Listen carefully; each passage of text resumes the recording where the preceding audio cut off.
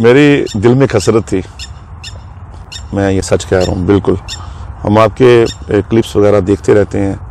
اور مقتدر ثنا خانوں کے ساتھ بھی، علماء کے ساتھ بھی، اور آپ جو آپ نے خوبصورت سلسلہ شروع کیا ہوا نعت کا، جی میں نے کچھ کلپس میں دیکھا آپ اسی جگہ پہ جہاں ہم بیٹھے ہوئے ہیں، آپ کی یہاں پہ ریکارڈنگز ہوتی ہیں، اور علماء کا بھی ہم نے دیکھا ہوا ہے. میں آپ سے آج سے 6 سال قبل ملا تھا دبئی میں، جی. تب بھی آپ نے اس حوالے سے ڈسکشن کسی اور سے، حضرت آپ قبلہ صاحبزادہ والا شان صاحبزادہ صاحب سے، صاحبزادہ حسان نصیب الرحمان صاحب سے آپ کی اس حوالے سے ڈسکس ہو رہی تھی وصال جان کے حوالے سے. تو میرے دل میں بھی ایک حسرت تھی کہ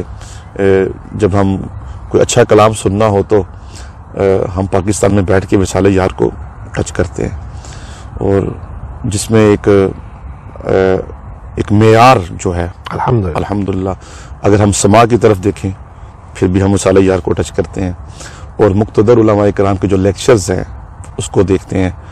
تو وصال یار میں وہ سب کچھ ہے جو ہم اپنے دل کو، اپنی روح کو، اپنے ذہن کو اللہ اور اس کے رسول کے قریب کرنے کے لیے اگر اس کو فالو کریں تو اس میں سب کچھ موجود ہے وصال یار میں. اور میری آج خوش نصیبی ہے جو بات میں کر رہا تھا کہ آج میں آپ کے ساتھ بیٹھا ہوا ہوں.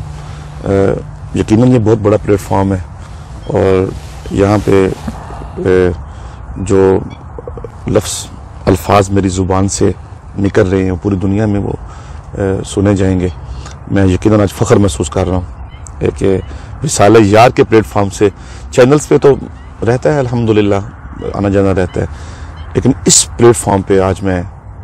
بہت خوش ہوں کہ الحمدللہ میں وصال یار کے لیے کچھ ریکارڈ کروا رہا ہوں، اپنا انٹرویو دے رہا ہوں، اور آپ جیسی شخصیت میرے ساتھ بیٹھی ہوئی ہے.